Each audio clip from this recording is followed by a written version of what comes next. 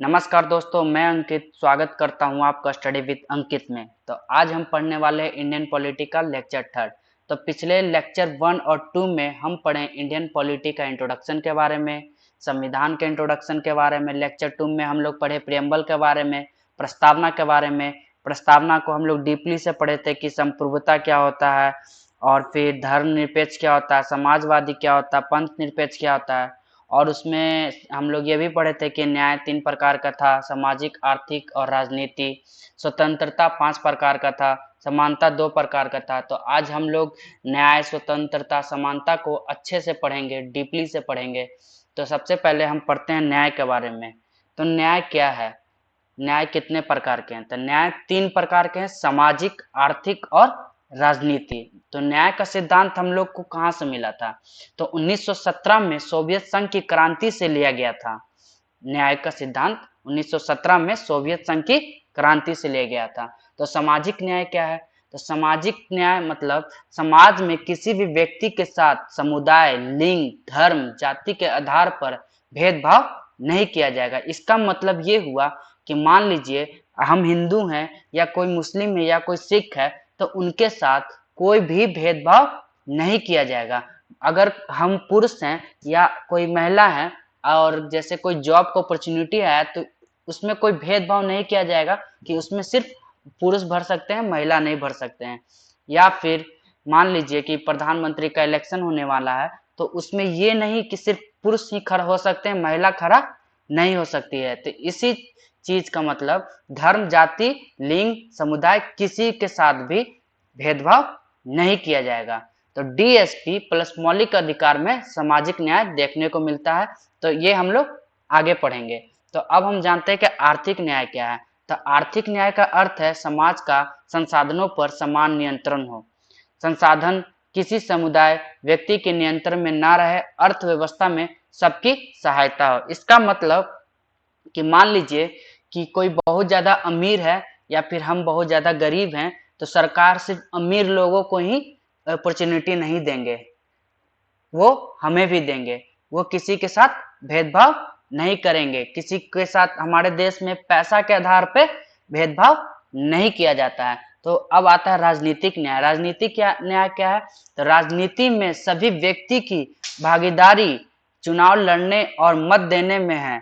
जैसे अनुच्छेद 326, महिला आरक्षण और चुनाव। इसका मतलब ये हुआ कि मान लीजिए, अभी मैंने आपको सामाजिक न्याय में बताया था कि मान लीजिए कि प्रधानमंत्री का इलेक्शन होने वाला है या फिर मुख्यमंत्री का इलेक्शन होने वाला है, तो उसमें महिला भी खड़ा हो सकते हैं और पुरुष भी खड़ा हो सकते हैं। या फिर हमें वोट देने जाना है, तो पुरुष भी वोट दे सकते हैं और महिला भी वोट दे सकती है। किसी के साथ भेदभाव नहीं किया जा सकता है। स्वतंत्रता। तो स्वतंत्रता 5 प्रकार का है। संविधान के प्रस्तावना में 5 तरह का स्वतंत्रता का वर्णन है।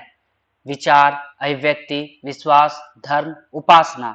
विचार का मतलब थॉट, मतलब हमें कुछ भी विचार कर सकते हैं, कुछ भी थॉट कर सकते हैं, कुछ भी सोच सकते हैं अपने मन में, इसकी हमें स्वतंत्रता है। अभिव्यक्ति मतलब एक्सप्रेशन। मान लीजिए कोई गूंगा है या फिर कोई अंधा है, तो वो एक्सप्रेस करके वो बात कर सकता है, उसके पास उसकी स्वतंत्रता है, मतलब लिबर्टी है। विश्वास, वो विश्वास मतलब बिलीफ। हम जैसे कोई हिंदू है तो वो हिंदू में बिलीव करता है, और जैसे कोई मुस्लिम आदमी है, उसको बोला है कि नहीं तुम बिलीव नहीं करो, तुम मुस्लिम में बिलीव करो, तो उसके साथ ये नहीं हो सकता है, क्योंकि उसके पास विश्वास, बिलीव का करने का स्वतंत्रता है उसके पास। धर्म, जैसे हिंदू, मुस्लिम, सिख, ईसाई, जैसे हमारे पास छूट है, मतलब आजादी है कि हम कोई भी धर्म को अपना सकते हैं। हमारे साथ कोई प्रेरित करके कोई धर्म चेंज नहीं करवा सकता है। उपासना, उपासना मतलब जैसे पूजा विधि से होती है, उपासना मन से होता है। मतलब हम कोई भी चीज, जैसे धर्म है और हम मन से मान लिए कि हम हिंदू हैं, तो वो उपासना हुआ वर्शिप। तो ये हमारे 5 तरह के प्रस्तावना में स्वतंत्रता का वर्णन था। तो अब हम पढ़ेंगे समानता के बारे में।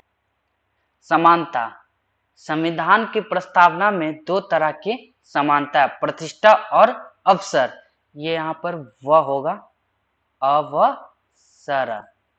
प्रतिष्ठा मतलब होता है स्टेटस और अवसर मतलब होता है अपॉर्चुनिटी। प्रतिष्ठा मतलब स्टेटस, जैसे मान लीजिए कि जॉब, कोई सरकार अगर कोई जॉब की वैकेंसी लाई है और कोई अमीर लोग है और कोई गरीब लोग है, तो सरकार उनके साथ ये नहीं कर सकता कि वो अमीर है तो वो सिर्फ अमीर लोग को ही जॉब के लिए अप्लाई करने देंगे और गरीब को नहीं करने देंगे। और अवसर मतलब अपॉर्चुनिटी, मतलब कि सरकार जैसे कोई भी वैकेंसी ला रहा है तो सबके लिए लाएगा, कोई एक स्पेशल बंदा के लिए नहीं लाएगा या फिर कोई एक स्पेशल धर्म के लिए नहीं लाएगा। तो ये हमारी संविधान प्रस्तावना में समानता था। तो अब आते हैं बंधुत्व, भाईचारा। बंधुत्व मतलब भाईचारा की भावना है जिसे एकता, अखंडता और व्यक्ति की गरिमा को सुनिश्चित करके प्रदान किया जाता है। अखंडता मतलब क्या होता है? किसी देश के लोगों के मध्य भौगोलिक लगाव, संबंध और जुड़ाव ही अखंडता है। अखंडता शब्द को 42वें संविधान संशोधन अधिनियम 1976 के माध्यम से प्रस्तावना में जोड़ा गया था। अब जैसे ये संविधान का संशोधन, ये हम आपको प्रस्तावना में संविधान का एक संशोधन हुआ था, कौन कौन से भाग हुए, कैसे कैसे संशोधन हुआ, वो आपको हम नेक्स्ट वीडियो में बताएंगे। उससे पहले हम जान लेते हैं अखंडता क्या होता है। अखंडता मतलब जैसे मान लीजिए हमारा भारत है और भारत का अगर कोई हिस्सा पाकिस्तान में जाके मिल जाएगा तो हमें बहुत ज़्यादा बुरा लगेगा, बहुत ही ज़्यादा खराब लगेगा।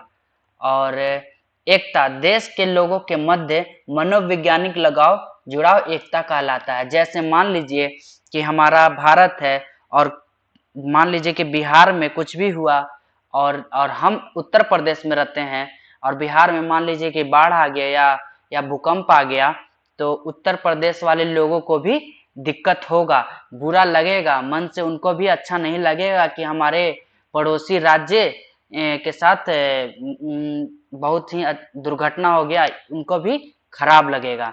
व्यक्ति की गरिमा अनुच्छेद 21 में दिया है। प्रस्तावना, तो प्रस्तावना का मतलब प्राकृतिक क्या था, उद्देश्य क्या था, स्वीकार कब हुआ, आधार क्या था, विचार कहाँ से लिया गया था, उसका मतलब भाषा कहाँ से आया, ये सब हम जानते हैं। तो प्राकृतिक मतलब SSDR, तो SSDR का मतलब हुआ संप्रभुता, समाजवादी, पंथ निरपेक्ष, लोकतांत्रिक और गणराज्य। ये हम पढ़े थे लेक्चर 2 में। SSDR को हम लोग वहां पर जाकर अच्छे से समझ लेंगे, जो नहीं पढ़े हैं वो लेक्चर 2 में जाके देख ले और उसको पढ़ लें। और उद्देश्य क्या था इसका, न्याय क्या था, स्वतंत्रता, समानता, बंधुत्व। तो न्याय कितने प्रकार के थे हम लोग पढ़े, 3 प्रकार से। कौन कौन? सामाजिक, आर्थिक और राजनीतिक। और स्वतंत्रता कितने प्रकार के हैं? 5। कौन कौन से? विचार, अभिव्यक्ति, विश्वास, धर्म और उपासना। समानता कितने प्रकार के हैं? 2। कौन कौन से? प्रतिष्ठा और अवसर। और बंधुत्व मतलब भाईचारा कितने प्रकार के थे? तो 3 प्रकार के। कौन कौन से? अखंडता, एकता और व्यक्ति की गरिमा। अब ये स्वीकार कब हुआ, इसको हम एडॉप्ट कब किए थे? 26 नवंबर 1949 में। मतलब प्रस्तावना लिख के रेडी हो गया था तो हम लोग इसे अडॉप्ट किए थे, इनेक्ट किए थे, इसको हम लोग अपने आप को दिए थे। ये कब हुआ था? 26 नवंबर 1949 में। आधार मतलब उद्देश्य प्रस्ताव, मतलब इसका उद्देश्य क्या था, मतलब प्रस्ताव क्या था? तो उसका उद्देश्य यही था कि हमारा देश एक संप्रभुता, समाजवादी, पंथ निरपेक्ष, लोकतांत्रिक, गणराज्य देश है। विचार मतलब प्रस्तावना बनाने के लिए विचार कहाँ से लिया गया? तो प्रस्तावना को बनाने के लिए विचार अमेरिका से लिया गया था और भाषा ऑस्ट्रेलिया से लिया गया था। तो आज हमारा प्रस्तावना का कंप्लीट हुआ और हम प्रस्तावना में क्या क्या संशोधन हुआ था, कब हुआ था, ये हम पढ़ेंगे लेक्चर नंबर 4 में। तो अगर आपको हमारा वीडियो, हमारा लेक्चर अच्छा लगा हो तो लाइक करें, कमेंट करें, शेयर करें और चैनल को सब्सक्राइब करें। Thank you.